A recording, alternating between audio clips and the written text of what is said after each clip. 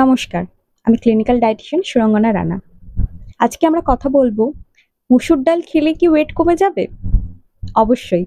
এটা অনেকেই এখন করে থাকছেন যে মুসুর ডালটাকে ডেইলি লাইফে অনেকটা পরিমাণে ইনক্লুড করছেন।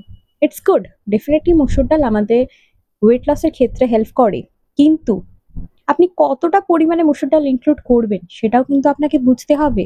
আপনি ধরে নিন বড় এক বাটি ডাল নিলেন, আর অলমোস্ট কার্বস নিচ্ছেনই না, কার্বসটাকে আপনি অ্যাভয়েড করছেন। সেক্ষেত্রেও কিন্তু আপনার ইনডাইজেশন দেখা দিতে পারে, আপনার ইরিটেবল বাউল সিনড্রোম হতে পারে, গ্যাস্ট্রিক ফর্ম হতে পারে, এরকম অনেক কিছু সমস্যা আপনি ভুগতে পারেন, যে কারণের জন্য আমরা বলে থাকি ব্যালেন্স ডায়েট ফলো করতে। ব্যালেন্স ডায়েটটা কি?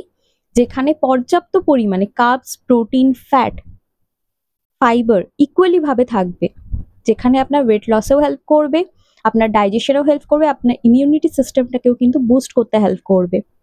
এবার আপনি কতটা পরিমাণে আপনি মুসুর ডালটাকে রাখছেন খাবারের মধ্যে সেটা কিন্তু অবশ্যই আপনাকে আগে জেনে নিতে হবে, তারপরেই আপনি কিন্তু আপনার ডায়েটের মধ্যে ইনক্লুড করবেন।